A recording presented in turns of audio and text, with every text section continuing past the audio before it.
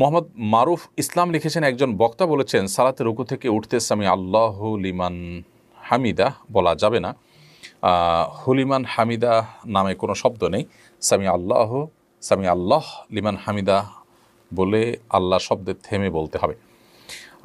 দেখুন, এটা নিয়ে অনেক কন্ট্রোভার্সি, অনেক আলাপ সালাপ, অনেক তর্ক বিতর্ক হয়েছে। আলহামদুলিল্লাহ আমরা সেগুলো দেখেছি। আসলে প্রকৃত অর্থে মানে এ ধরনের ইস্যুতে আর কথা বলার একটা প্রয়োজনও ছিল না, কিন্তু অগত্যা প্রশ্নটি আপনি করে ফেলেছেন। দেখুন, সামি আল্লাহু লিমান হামিদা এটি হলো শব্দের সঠিক উচ্চারণ। সামি আল্লাহু লিমান হামিদা, সামি আল্লাহ লিমান হামিদা এটা সঠিক উচ্চারণ নয়।